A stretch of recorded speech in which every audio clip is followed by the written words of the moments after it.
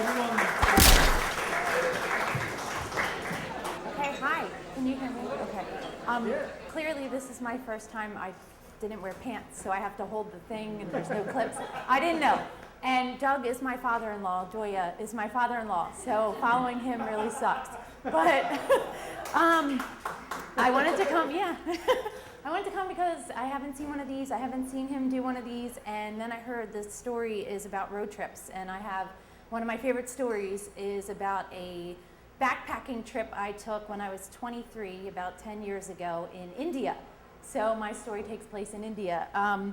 My roommate at the time was doing a nursing program in India for a month, and we were out one night in Springfield drinking, and I decided that it was a good idea. I should go join him and backpack. So we went home and booked my ticket to India, which I do not suggest going to a bar and then booking a trip to India. You gotta go. So I went.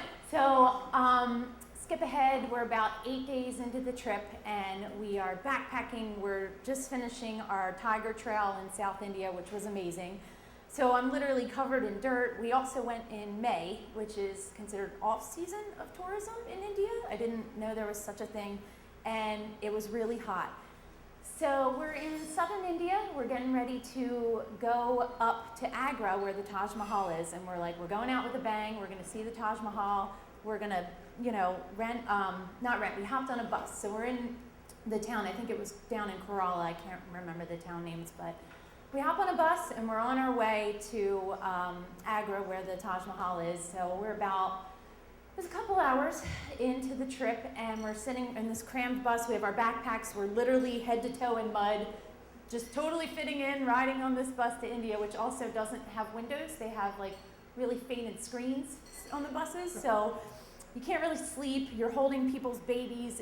It's insane. So we're about a couple hours in, and all of a sudden the bus pulls over into a dirt road, nothing for miles, and the bus driver gets yanked off the bus by police. So everyone on the bus is like, I guess this is kind of normal for them. My roommate and I are the only two Americans at the time, so it's not normal for us. Everyone has to get off the bus. The bus driver is now being arrested. Apparently he stole the bus. He's not a bus driver. Not a thing. So we are now sitting on the side of the road with a bunch of people who kind of have a plan in mind, but we do not. And an Australian guy comes up, and he's from Australia. He's covered in dirt. He's backpacking, and he's like, I noticed you two are sitting here with everybody. I don't think you don't have a plan, do you? And we were like, no, we're in the middle of nowhere, India. We got thrown off a bus. We're sitting here covered in dirt. He's like, what you got to do is you got to flag down a rickshaw, hop in the rickshaw, and go to the local town. So we took his advice. So we go to the side of the road, flag down a rickshaw, and just our luck, this rickshaw pulls up. And a rickshaw, if you don't know, is just like this tiny miniature vehicle. And we pull up, and it's full of three very, very, very traditional Indian men covered head to toe in white dressing. I mean, beautiful, very holy Indian men. And they let us get in their rickshaw. So now it's my roommate Matt, myself, these men, and our huge backpacks. And to get in the rickshaw to go for a ride, we have to sit on their laps. So I'm now covered in mud with a backpack, sitting in a rickshaw on a very beautiful Indian man's lap. And Matt is next to me, and we're crouched together, sitting on their laps, and we go for an hour-long ride like this to some town, God knows where. So we get out of the rickshaw. I'm hysterically laughing because at this point, come on. So we get to this local town, and they dump us off to this town that does not get tourists whatsoever. And the town just comes flocking at us. And a guy comes running up. People are like pinching us, flicking us, begging for money, hold my baby, the whole thing. We're just at this point like, where are we? We have a flight home tomorrow. We got to figure this out. We want to see Taj Mahal. Let's get this done. So we're in this town. We pay a guy about $2 American to drive us to Agra. We're about an hour and a half out. So he drives us to Agra. We finally get there. It's nighttime. I'm like, oh, we'll do a nighttime tour of the Taj Mahal. We made it. Let's put that behind us. We're almost home. So we get to this. We rented a hotel for the night. We're like, let's spend the big bucks. Let's get a hotel room tonight instead of sleeping in God knows what hostel or wherever. So we rent the hotel. We open up the door, and I'm like, oh, there's a big window. I bet you can see the Taj Mahal. What could go wrong? We open the blinds, and there is a massive sandstorm. massive sandstorm. And I've never seen a sandstorm. It is not like the movies. It's like a tornado. So we're like, okay, we're not going to see the Taj Mahal. Maybe we call it a night. We call it a night, we wake up, we're going to go see it at sunrise. It's going to be amazing. So we do. We end up going to see the Taj Mahal at sunrise. It was better than expected.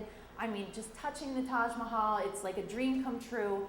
So we finish up our tour there, and we're like, all right, let's rent a car with air conditioning, go to New Delhi, spend the rest of our money, and get on the GD plane and get home. So we get in the car. We rent a car. We're like, all right, we're in the air conditioning. We're driving home. We're about an hour and a half outside of New Delhi, and in India, they drive on the other side of the road.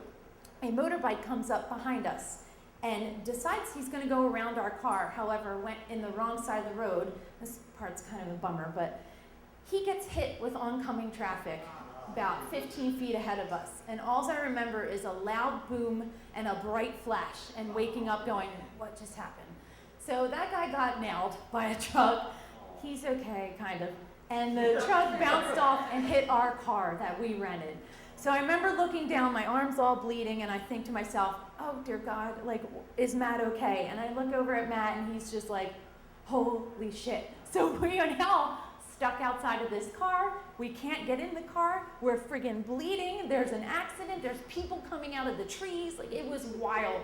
So we finally flag down a bus, pay him about 2 nickels. The bus takes us from that area to the New Delhi airport, where we finally arrive. We're bleeding, we're dirty, and we ended up drinking about 2 bottles of wine each, getting on the plane, and getting back to Philly. So that's my road trip story.